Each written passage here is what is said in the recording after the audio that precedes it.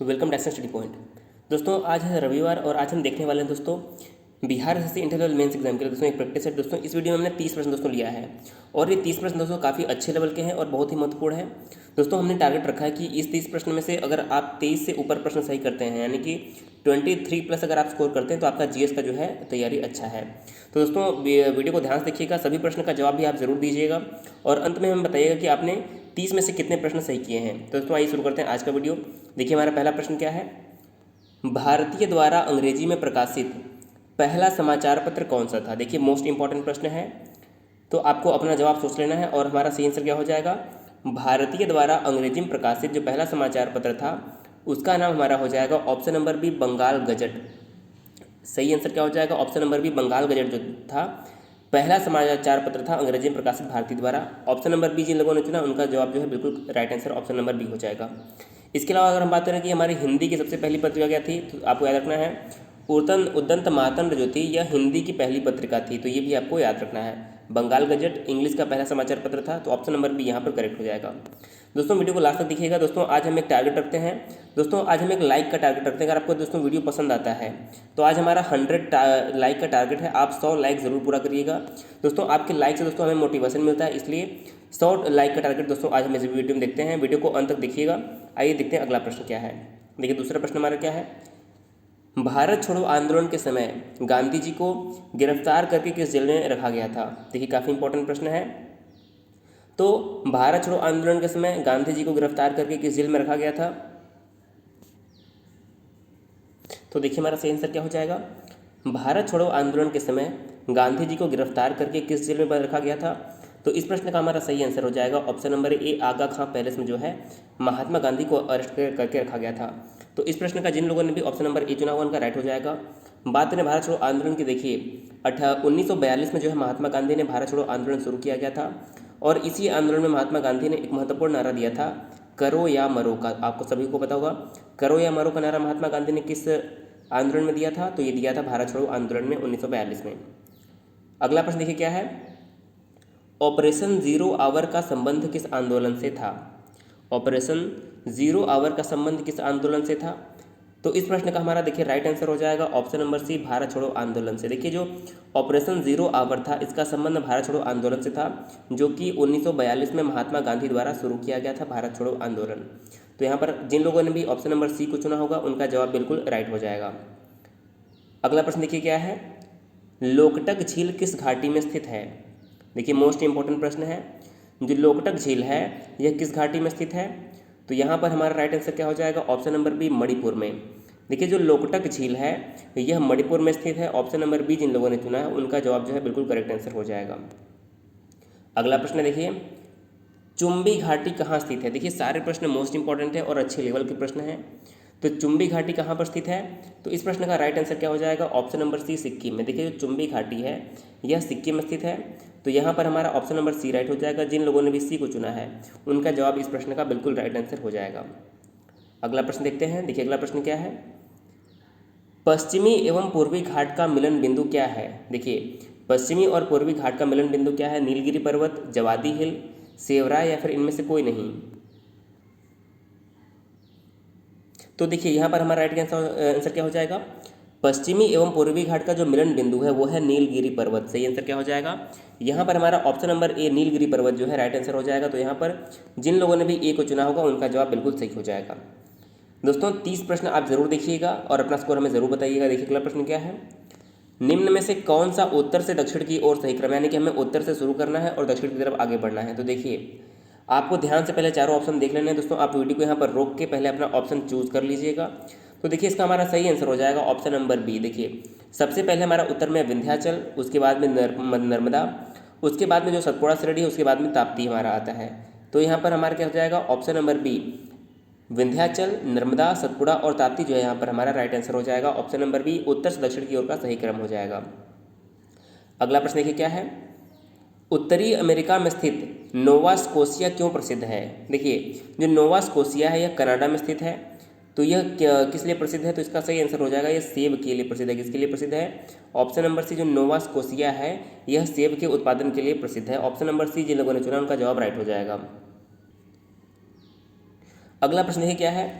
पृथ्वी के घूर्णन के परिणामों में निम्नलिखित में से कौन सा गलत है, यानी कि जो घूर्णन के परिणाम होते हैं उनमें से कौन सा निम्नलिखित में से कौन सा गलत है। देखिए आपको यहाँ पर पता होना चाहिए घूर्णन मतलब होता है रोटेशन, यानी कि जब पृथ्वी अपने अक्ष पर घूमती है इसे हम घूर्णन कहते हैं, और जब पृथ्वी जो है सूर्य की परिक्रमा करती है उसे हम परिक्रमण कहते हैं। तो यहाँ पर बात हो रही है पृथ्वी के घूर्णन से संबंधित परिणामों में से कौन सा गलत है। तो देखिए घूर्णन के कारण दिन और रात होते हैं, बिल्कुल सही है। समुद्री धाराओं तथा हवाओं में विक्षेप होता है, ये भी बिल्कुल सही है। अब केंद्रीय बल लगता है, ये भी बिल्कुल सही है। देखिए चौथा ऑप्शन क्या है, ऋतु परिवर्तन होता है। देखिए जो घूर्णन होता है पृथ्वी का उसके कारण ऋतु परिवर्तन नहीं होता है, तो हमारा ऑप्शन नंबर जो डी है गलत हो जाएगा। देखिए जो ऋतु परिवर्तन होता है वो परिक्रमण के कारण होता है, यानी कि जो रिवॉल्यूशन होता है परिक्रमण, जब पृथ्वी सूर्य का चक्कर लगाती है उसके कारण जो है ऋतु में परिवर्तन होता है। बाकी ये तीन जो क्रियाएं हैं यह घूर्णन यानी कि पृथ्वी के अपने अक्ष पर घूमने के कारण होती हैं। तो ऑप्शन नंबर डी जिन लोगों ने चुना है उनका जवाब करेक्ट हो जाएगा। अगला प्रश्न देखिए क्या है, भूमध्य सागर का प्रकाश स्तंभ किसे कहते हैं, स्ट्राम्बोली, एटना, कोटापैक्टी या फिर हेक्ला। तो देखिए भूमध्य सागर का जो प्रकाश स्तंभ है उसे हम स्ट्राम्बोली को कहते हैं। किसे कहते हैं, देखिए स्ट्राम्बोली जो है यह कहाँ पर स्थित है, आपको याद रखना यह इटली में स्थित है स्ट्राम्बोली, और यह एक सक्रिय ज्वालामुखी है। क्या है, स्ट्राम्बोली एक सक्रिय ज्वालामुखी है और इसमें से लगातार जो है ज्वालाएं निकलती रहती हैं, इसलिए जो है यह निरंतर एक प्रकाश उत्पन्न करता है, इसीलिए इसे जो है स्ट्राम्बोली को भूमध्य सागर का प्रकाश स्तंभ कहते हैं। तो आपको नाम याद रखना होगा। इसके अलावा अगर हम एटना की बात करें तो यह भी सक्रिय ज्वालामुखी है और यह भी कहाँ पर है, यह भी जो हमारा है इटली में ही है। तो स्ट्राम्बोली इन जिन लोगों ने भी चुना है ऑप्शन नंबर ए उनका जवाब राइट हो जाएगा। अगला प्रश्न देखिए क्या है, अश्व अक्षांश किसे कहते हैं, यानी कि इसे हम हॉर्स लेटीट्यूड भी कहते हैं। अश्व अक्षांश किसे कहते हैं, तो आप अपना जवाब दे दीजिएगा ज़रूर। देखिए इसका सही आंसर हो जाएगा, इसका सही आंसर हमारा हो जाएगा option number B 35 degree north से 35 डिग्री साउथ तक जो हमारा होता है अश्व अक्षांश होता है। तो देखिए यहाँ पर हमारा राइट हो जाएगा। देखिए 30 से 35 डिग्री नॉर्थ में अश्व अक्षांश हमारा होता है और 30 से 35 डिग्री जो है साउथ में जो हमारा होता है अश्व अक्षांश होता है। तो यहाँ पर ऑप्शन नंबर बी हमारा राइट जवाब हो जाएगा। अगला प्रश्न देखिए क्या है, पवनें कोरियलिस बल के कारण पृथ्वी के उत्तरी भाग में घूमती हैं किस ओर। देखिए जो कोरियलिस बल होता है उसके कारण पवनें पृथ्वी के उत्तरी भाग में किस दिशा में घूमती हैं। तो यहाँ पर हमारा राइट आंसर हो जाएगा ऑप्शन नंबर बी बाएं से दाएं। किस दिशा में, बाएं से दाएं घूमती हैं। ऑप्शन नंबर बी जिन लोगों ने चुना है उनका जवाब करेक्ट हो जाएगा। अगला प्रश्न देखिए क्या है, निम्नलिखित पवनों के बारे में असत्य युग्म का चयन करना। देखिए 4 ऑप्शन दिए हुए हैं, इनमें से आपको पहचानना है कि असत्य युग्म यानी कौन सा युग्म जो है सही नहीं बन रहा है। तो देखिए बोरा क्या है, यह सभी जो स्थानीय पवनों का नाम है। तो बोरा जो है एड्रियाटिक सागर में चलता है, ये बिल्कुल सही सुमेल है। लू जो है उत्तरी भारत में चलता है, आप सभी को पता होगा, उत्तर भारत में यानी कि उत्तर प्रदेश, बिहार और पाकिस्तान कुछ इलाकों में जो है लू चलता है गर्मियों के मौसम में। नार्वेस्टर जो है न्यूजीलैंड में चलता है, ये भी बिल्कुल सही सुमेल है। चौथा ऑप्शन हमारा क्या, देखिए मिस्ट्रल।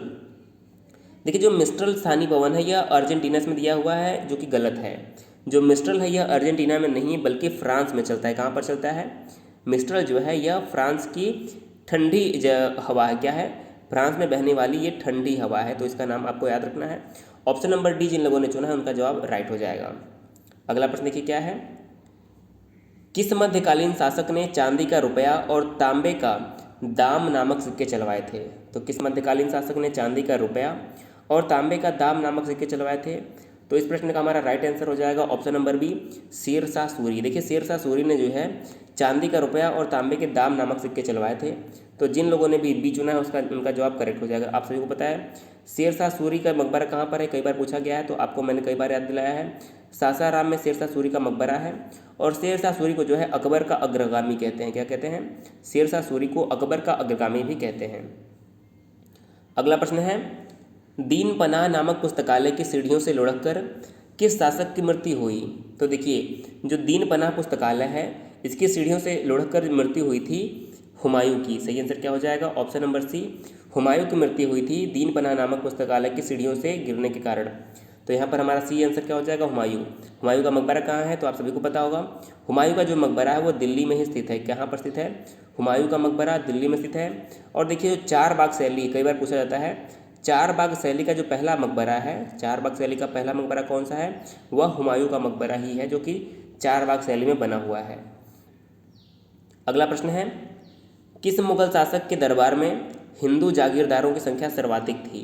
तो देखिए यहाँ पर पूछा गया किस मुगल शासक के दरबार में हिंदू जागीरदारों की संख्या सर्वाधिक थी, तो बिल्कुल राइट आंसर हमारा हो जाएगा औरंगजेब। औरंगजेब के शासनकाल में जो थी मुगल साम्राज्य में हिंदू जागीरदारों की संख्या सर्वाधिक थी। तो जिन लोगों ने भी ए को चुना है उनका जवाब राइट हो जाएगा।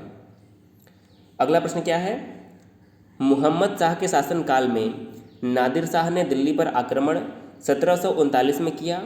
मोहम्मद शाह को किस उपनाम से भी जाना जाता है, यानी कि आपको बताना है कि मोहम्मद शाह को किस उपनाम से जाना जाता है।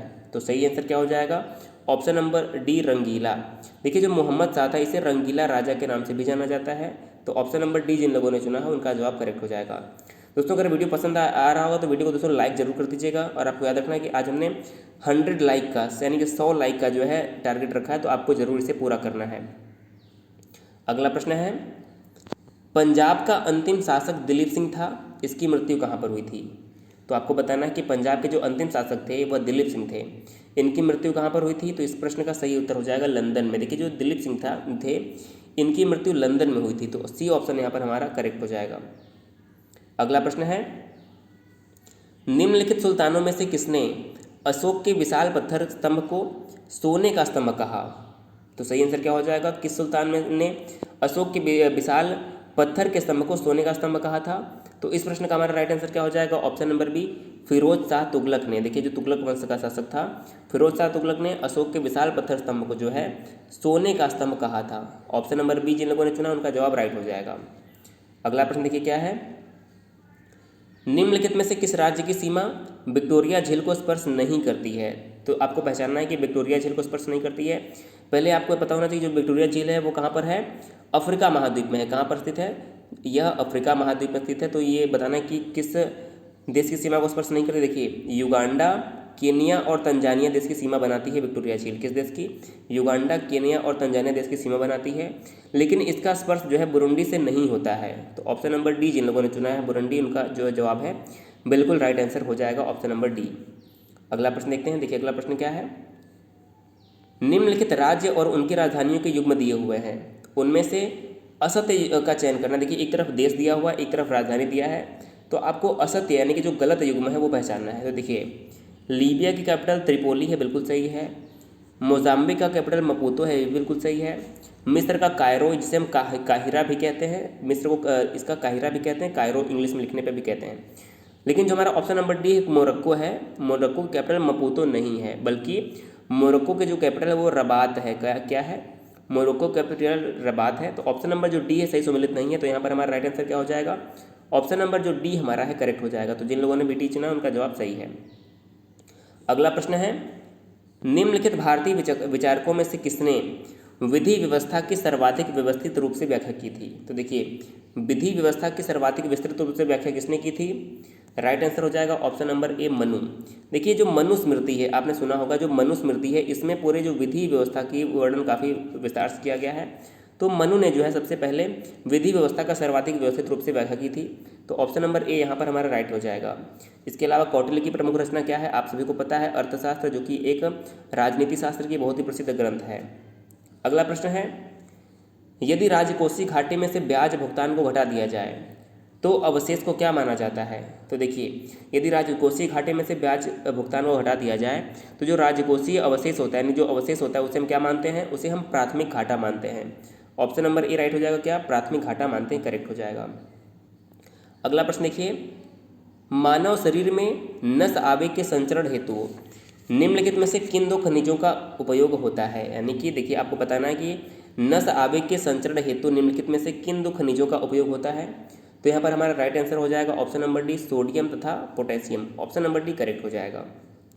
अगला प्रश्न देखिए क्या है, सूची 1 को सूची 2 से सम्मिलित कीजिए और कूट द्वारा उत्तर दीजिए। तो देखिए पहला दिया है हिंदुस्तान इंसेक्टिसाइड लिमिटेड का मुख्यालय कहाँ पर स्थित है। तो देखिए हिंदुस्तान इंसेक्टिसाइड जो लिमिटेड है इसका मुख्यालय है रसायनी में। देखिए रसायनी जो है कोच्चि में स्थित एक स्थान है, कहाँ पर स्थित है, कोच्चि में स्थित है रसायनी, यहीं पर हिंदुस्तान इंसेक्टिसाइड लिमिटेड का मुख्यालय है।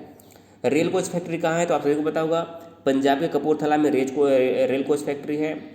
डीजल लोकोमोटिव वर्क यानी कि जो DLW है वो वाराणसी में है, और भारी जल संयंत्र जो है नांगल में स्थित है। तो ऑप्शन नंबर हमारा अगर हम कूट देखें तो बी ऑप्शन जो है इस प्रश्न का राइट हो जाएगा, ऑप्शन नंबर बी। अगला प्रश्न देखिए क्या है, बाल एवं ऊन में सामान्यतः पाए जाने वाला प्रोटीन कौन सा है। तो देखिए बाल एवं ऊन में प्रायः पाए जाने वाला जो प्रोटीन है उसका नाम होता है केराटिन। क्या होता है? केराटिन। ऑप्शन नंबर ए यहाँ पर राइट हो जाएगा। अगला प्रश्न देखिए क्या है, हड्डियाँ अंधेरे में चमकने का कारण क्या है, यानी कि हड्डियों के अंधेरे में चमकने का कारण क्या है। तो आप सारे ऑप्शन को पढ़ लेंगे और अपना जवाब देंगे। इस प्रश्न का सही आंसर हो जाएगा ऑप्शन नंबर बी, वायु के संपर्क में सफ़ेद फास्फोरस का जो है धीमी गति से दहन होता है, इसलिए हड्डियाँ जो है अंधेरे में चमकती हैं। तो बी ऑप्शन जो हमारा यहाँ पर है राइट हो जाएगा। अगला प्रश्न है, भारतीय हीरा संस्थान कहाँ पर अवस्थित है। तो देखिए जो भारतीय हीरा संस्थान है वह गुजरात के सूरत राज्य में, सूरत शहर में स्थित है। कहाँ पर? भारतीय हीरा संस्थान सूरत में स्थित है। ऑप्शन नंबर ए करेक्ट हो जाएगा। अगला प्रश्न देखिए क्या है, भारतीय संविधान को कब अंगीकृत किया गया। तो देखिए बहुत ही महत्वपूर्ण प्रश्न है। सही उत्तर हो जाएगा 26 नवंबर 1949। देखिए 26 नवंबर 1949 को इसे अंगीकृत किया गया था और 26 जनवरी 1950 को जो है संविधान को लागू कर दिया गया था। तो ऑप्शन नंबर बी यहाँ पर हमारा राइट हो जाएगा। जिन लोगों ने बी चुना उनका जवाब सही है। और आज का हमारा अंतिम प्रश्न है, प्रारूप समिति के सदस्यों की संख्या 7 थी, निम्नलिखित में से उनमें से कौन सदस्य नहीं थे। तो देखिए इनमें से प्रारूप समिति के सदस्य कौन नहीं थे, तो हमारा राइट आंसर क्या हो जाएगा। तो देखिए इस प्रश्न का हमारा सही आंसर क्या हो जाएगा, प्रारूप समिति के सदस्यों में जो थे बी एन राव का जो थे ये सदस्य नहीं थे। तो option number D B N Rao जिन लोगों ने चुना है उनका जवाब करेक्ट हो जाएगा। तो देखिए दोस्तों इस वीडियो में हमने आपको 30 प्रश्न दिए जो कि Bihar SSC inter level mains exam के लिए अति महत्वपूर्ण दोस्तों सारे प्रश्न थे। दोस्तों हमने टारगेट रखा था कि आप अगर 20 में से 23 से अधिक प्रश्न सही करते हैं तो आपका दोस्तों जो है जीके का तैयारी अच्छी है। तो अगर आपने 23 से ऊपर स्कोर किया तो काफ़ी अच्छा है। दोस्तों अपना स्कोर हमें कमेंट करके जरूर बताइएगा। अगर आपको वीडियो पसंद आया हो तो वीडियो को शेयर कर दीजिएगा, चैनल को सब्सक्राइब कर दीजिएगा और 100 जो लाइक का टारगेट हमने रखा है दोस्तों, आप इसे दोस्तों जल्द से जल्द पूरा जरूर कर दीजिएगा। वीडियो देखने के लिए बहुत बहुत धन्यवाद।